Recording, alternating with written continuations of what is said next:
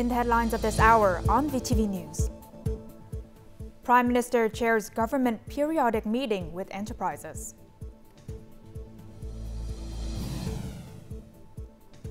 And later on, strong growth recorded in rail freight between Vietnam and China. In our world news, the U.S. to impose 25% tax on steel and aluminum imports.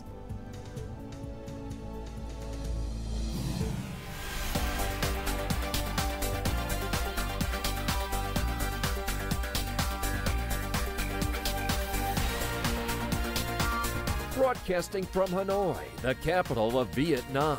VTV News starts right now. Good afternoon. It is 3 p.m. local time and you're watching VTV News. I'm Huyền Trân with the top stories. Party General Secretary To Lâm, who serves as Secretary of the Central Military Commission, inspected Missile Brigade 490 under the Artillery Corps on Monday morning in Hải Dương. He praised the brigade's combat readiness, determination to secure victory, and dedication to serving the nation and its people. The party chief urged the brigade to maximize opportunities to strengthen its combat capabilities, ensuring that Missile Brigade 490 maintain its position as a core firepower force of the Army and the nation's primary ground-based military unit.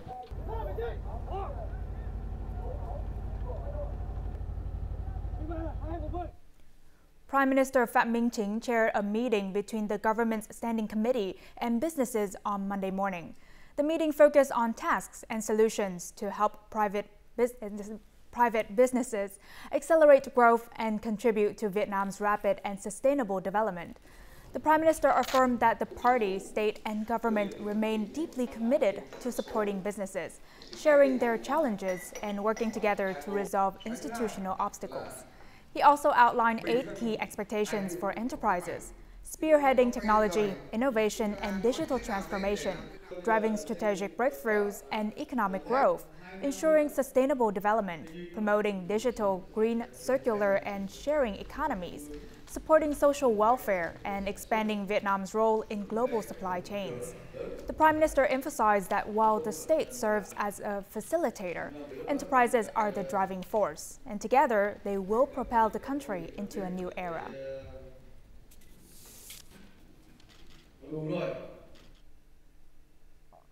Also on Monday morning, the Party Committee of Vietnam's National Assembly held its first meeting for the 2020 to 2025 term. Attendees included Politburo member and standing member of the party secretariat Trần Cẩm Tú. The meeting was held following the Politburo's decision to establish the National Assembly Party Committee and appoint National Assembly Chairman Trần Thanh Mẫn as the party committee secretary. The National Assembly chairman emphasized that moving forward, party work must be strengthened towards building a clean, strong, and unified party. He also urged members to lead by example and work decisively to achieve tangible results. The National Assembly Party Committee will focus on effectively implementing Party General Secretary To Lâm directive to reform legal thinking. In the short term, the committee is tasked with preparing for the 9th extraordinary session of the National Assembly, which will contribute to achieving the country's economic growth target of over 8% this year and double-digit growth in the 2026 to 2031 period, along with addressing key national issues. Major transportation projects are underway in the southeast region, including Ring Road 3, the Biên Hòa Vũng Tàu Expressway, and Long Thành International Airport. The area is experiencing a transformation in its investment structure and economic development, leading to high-value growth. And to achieve these development goals, transportation investment is crucial for strengthening regional connectivity. Bình Dương recently launched the 52-kilometer Ho Chi Minh City-Thủ Dầu Một Trơn Thành Expressway with an investment of nearly $670 million. The role of state-owned enterprise investment is key, especially when focusing on major infrastructure projects. Aside from the launch of this expressway, we are also launching the Binh Thanh Suối Tiên line. I believe these are breakthrough projects that will inspire both domestic and foreign investment, including from the government, to drive development forward. The Southeast Region's Coordination Council has emphasized that transportation projects will reduce distances between localities and distribute regional benefits more effectively. Dragon fruit transportation time has decreased by 30%. In Dong Nai, the expressway systems have enabled the construction of new industrial zones and seaports. Alongside central and regional projects, we're also actively proposing connectivity projects, particularly those linking to Long Thanh Airport. We recognize that transportation plays a critical role in economic development. Transportation is seen as a key driver of economic growth. In the Southeast region, localities are boosting cooperation and investing in projects like Ring Roads 3 and 4 and the Ho Chi Minh City, Moc Bai and Ho Chi Minh City Thủ Dầu Một Chơn Thành expressways. Experts believe that efficient infrastructure will blur administrative boundaries, reduce travel time, and create opportunities for industrial centers, seaports, and new urban areas, fueling growth. Rail exports between Vietnam and China have surged this year, and since the start of the year, Quang Tri province has shipped over 3,000 containers to Vietnam, marking a 760% increase compared to the same period last year. The volume of goods transported has also increased significantly, with fiberboard shipments rising tenfold and LCD screens growing more than 2.5 times compared to last year. Leading up to TED, the demand for goods surged, prompting daily additional shipments. Additionally, authorities from both sides are working closely to speed up deliveries and also improve the efficiency of rail freight between the two countries. These chains originating from Quang Tri also connect 25 Chinese provinces, facilitating trade with ASEAN countries like Vietnam, Laos, and Thailand, thereby boosting trade efficiency between China and ASEAN.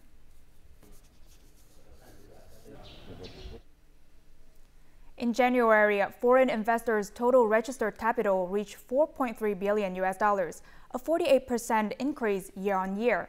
Additional investment capital hit $2.7 billion, nearly 6 times higher than the same period last year. These figures demonstrate foreign investors' confidence in Vietnam's business environment and also their commitment to expanding production. The second phase of this investor's telecommunications equipment and Wi-Fi transceiver factory is now operational, doubling its production capacity. Hanam Province is a key hub for supply chain enterprises in northern Vietnam, providing a strong advantage for expanding production. This is why we are considering setting up additional facilities in Kim Bang 1 Industrial Park. With over 3,400 hectares, 8 out of 12 industrial parks in Hanam have been rapidly upgraded, achieving an occupancy rate of 70% to 100%. First, we must develop synchronized industrial park infrastructure. Notably, we are allocating public investment funds to build social housing, creating a magnet for high-quality labor, which in turn attracts foreign investors. Well-developed infrastructure is a key advantage of industrial hubs like Bac Ninh, Thanh Nguyen, and Bac Giang. Last year, existing foreign investors added nearly $14 billion in capital, a 50% increase. If you look at what kind of activities are eager to come to Vietnam, I believe green energy projects, I believe high-tech assembly projects, and I believe also automotive are still doing well. The EU-Vietnam Business Environment Index rose significantly from 46.3 to 61.8 in 1 year, highlighting Vietnam's strengths in infrastructure and logistics. However, to deepen foreign investment, the country needs stronger investment policies and a more sustainable supply chain, one that includes greater participation from Vietnamese enterprises. Vietnam's fruit and vegetable exports fell by 5.2% in January compared to the same period last year, mainly due to stricter quality control regulations in importing countries. For the agricultural sector, establishing a clear roadmap to adapt to global standards must be a priority before the upcoming harvest season of key agricultural products.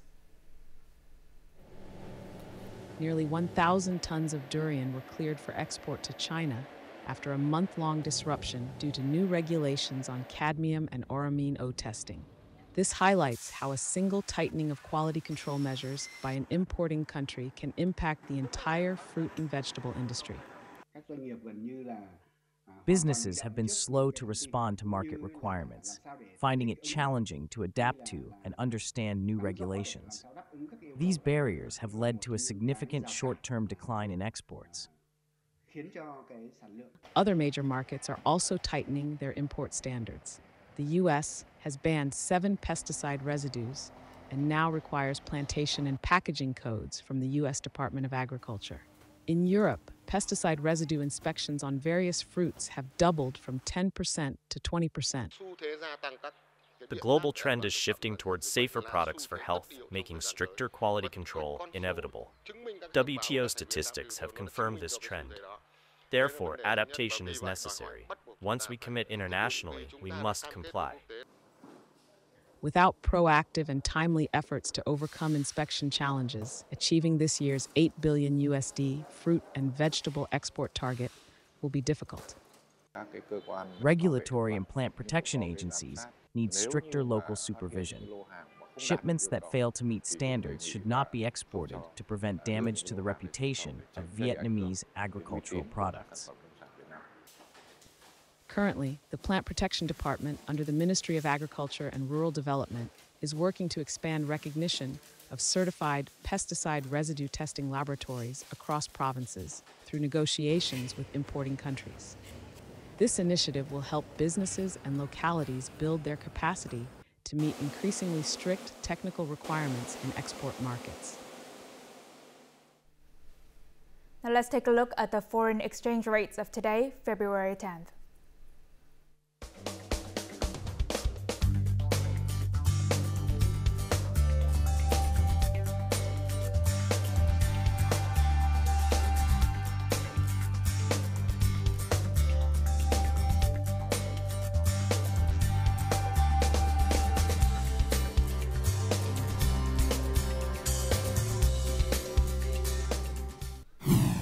Coming up next on VTV News. Rescue team in search of missing crew members on southern coast of South Korea. And bridges built from 1,000 Vietnam Dong daily community donations.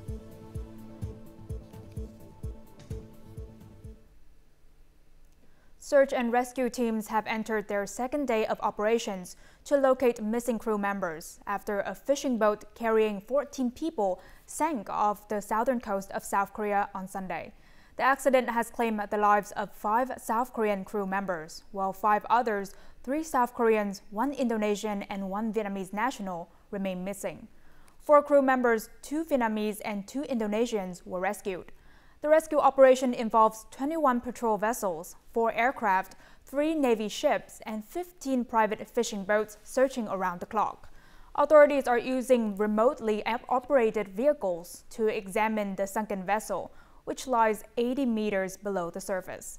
According to the Vietnamese embassy in South Korea, the 2 rescue Vietnamese crew members are receiving treatment at Yeoncheon Jeonnam Hospital and are in stable condition. A recent cold front has brought heavy rainfall to the Hai Lang district of Quang Tri province, causing severe flooding of winter-spring rice crops. The flooding has affected over 3,000 hectares of rice across the province, including more than 500 hectares in Hai Lang district. Local authorities and the agricultural sector have responded quickly, pumping out floodwater and working to minimize damage. Teams are monitoring areas where embankments might breach and addressing these vulnerabilities. The Provincial Department of Agriculture has created a recovery plan that includes post-flood care and fertilization to help crops resume growth on schedule. For long-term prevention, investment in upgrading flood-resistant dikes is needed to ensure the safety and sustainability of agriculture in Hai Lang.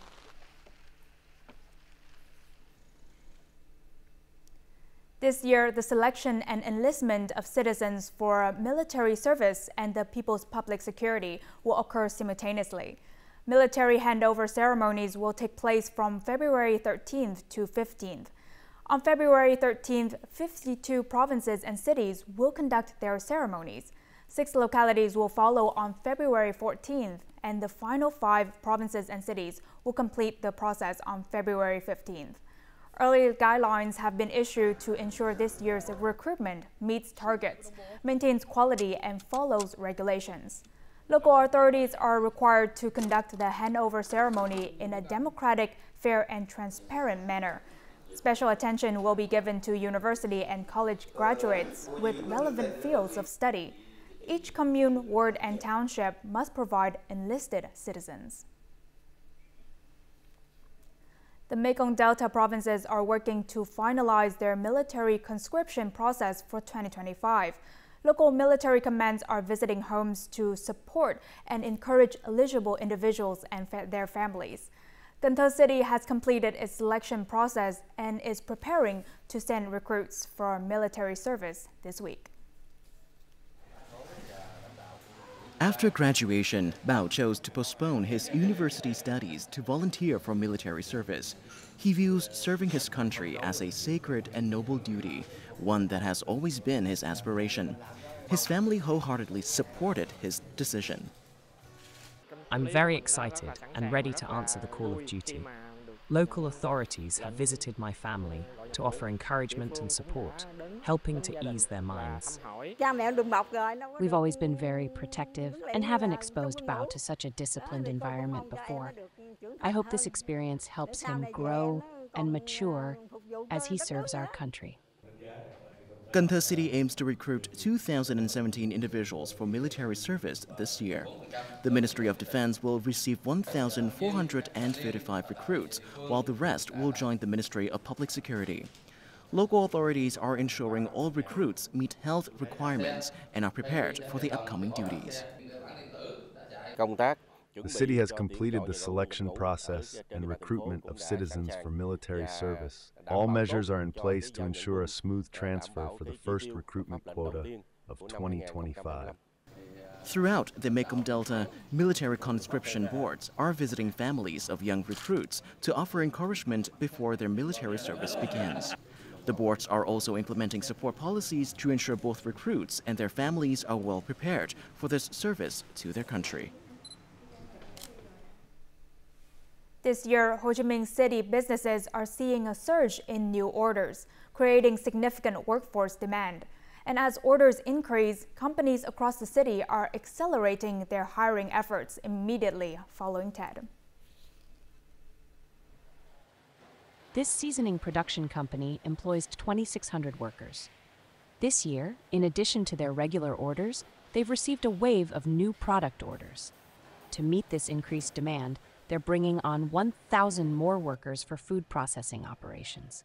We're actively building our workforce to drive company growth and ensure we have enough skilled workers to expand our product line.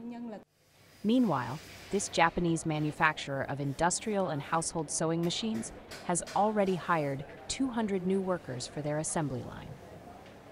Last year, we assembled 1,500 household sewing machines per month. This year, we need to assemble 6,000 per month, 4 times that number. That means we urgently need more hands on deck. The Ho Chi Minh City Center for Forecasting Manpower Needs and Labor Market Information reports that the city will need about 330,000 workers in 2025. To break it down into quarters, the city needs 84,000 in quarter 1, 82,000 in quarter 2, 80,500 in quarter 3, and 83,500 in quarter 4. We're seeing an impressive uptick in business growth early this year. It's a great sign for Ho Chi Minh City's labor market and economic development. In 2024, Ho Chi Minh City's exports reached $46 billion. The city aims to grow exports by 10% in 2025, targeting a record-breaking $50 billion. The surge in early-year hiring is fueling optimism that the city will achieve these targets and drive its economy to new heights. 163 buildings in Vietnam received green certification in 2024, double the number from the previous year. And this key finding comes from a World Bank report released last week. Vietnam now has 559 certified green buildings with a combined floor area of 13.6 million square meters. Though Vietnam started later than other regional countries in green building development, experts note its rapid progress in recent years. These green projects aligned with Vietnam's commitment to reduce CO2 emissions by 74.3 million tons by 2030, supporting its goal of achieving net zero emissions by 2050.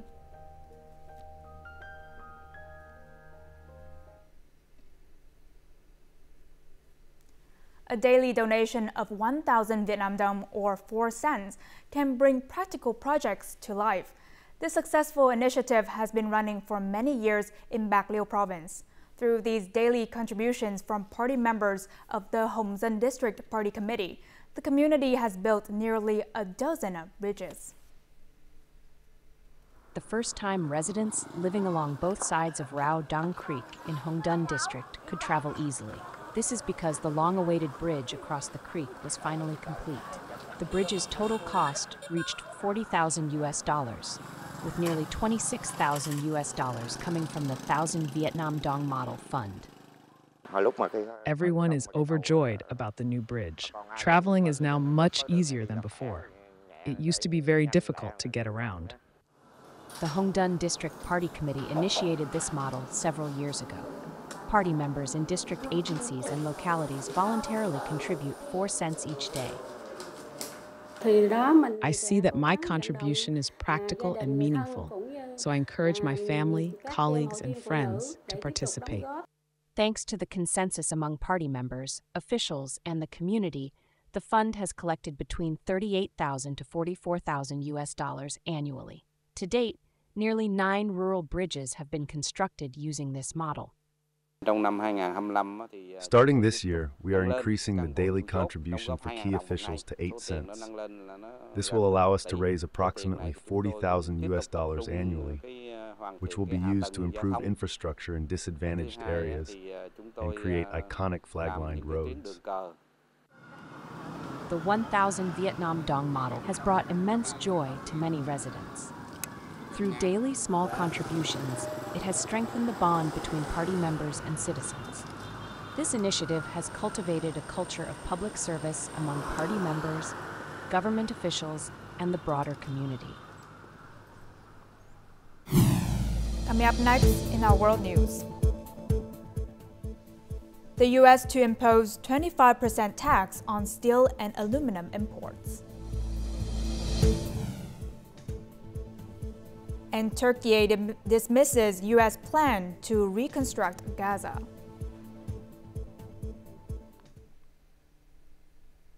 Now moving on to our world news, U.S. President Donald Trump announced a new 25% tariff on all steel and aluminum imports into the U.S. February 10th. According to the American Iron and Steel Institute, Canada, Brazil, and Mexico are the largest steel exporters to the United States. Canada dominates aluminum imports, accounting for 79% of total imports in the first 11 months of last year. And during his first term, Trump imposed a 25% tariff on steel and a 10% tariff on aluminum. He later granted quota-based exemptions to several trading partners, including Canada, Mexico, and Brazil. Former President Joe Biden subsequently extended these quotas to the UK, Japan, and the European Union.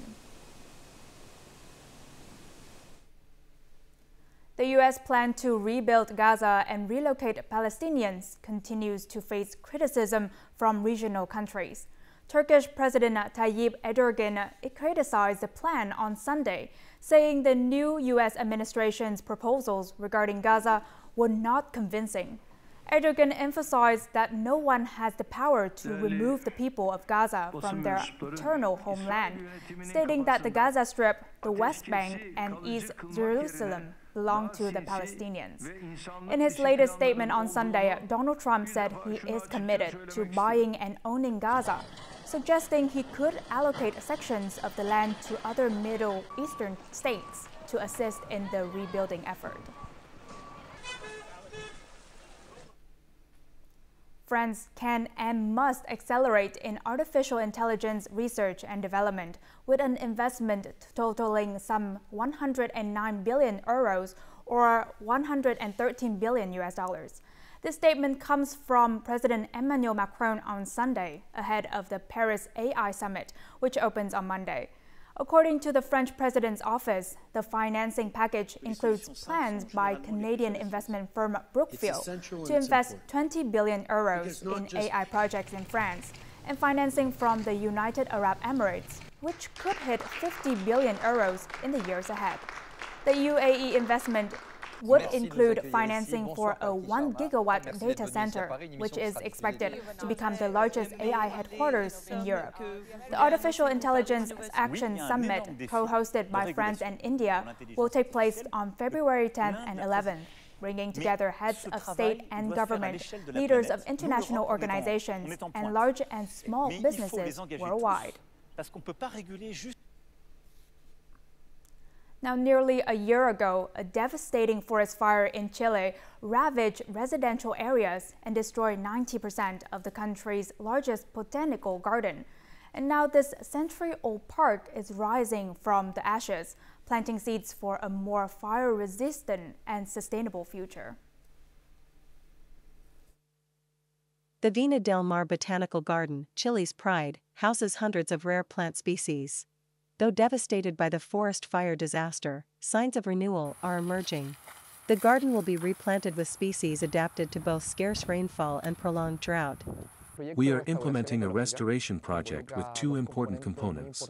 The first is an irrigation system for 8 hectares with 5,000 native trees. The second is reforestation with endemic Chilean tree species that are drought-resistant and adaptable to climate change. Researchers are studying fire-resistant plants to establish a protective fire barrier around the botanical garden. We are working with scientists to develop a new plan for the botanical garden. The idea is to plant slower-burning plants on the outside as a line of defense. Wildfires will certainly continue to occur. The problem is how to slow them down, giving enough time for the fire department to come and put them out. The garden is planting 5,000 seedlings as a trial, with automatic irrigation systems installed in strategic areas to serve as fire breaks. We are evaluating the thermal properties of plants related to forest fires, including flammability, calorific value, and flash point, to identify factors that promote or inhibit fires. Forest fires remain a harsh reality for Chile. Yet after more than 100 years, the Vina del Mar Botanical Garden is striving to revive, aiming to once again become a symbol of resilience and the green lung of this beautiful coastal city. Now let's move on to the weather forecast.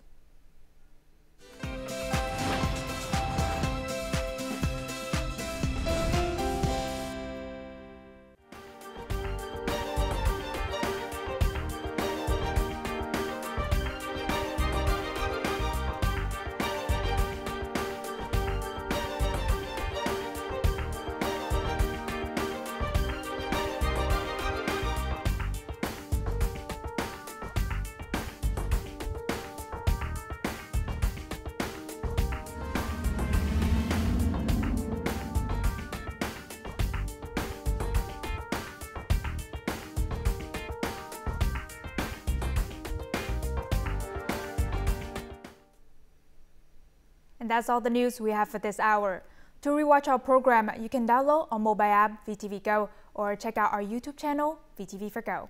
Thank you for watching and see you next time.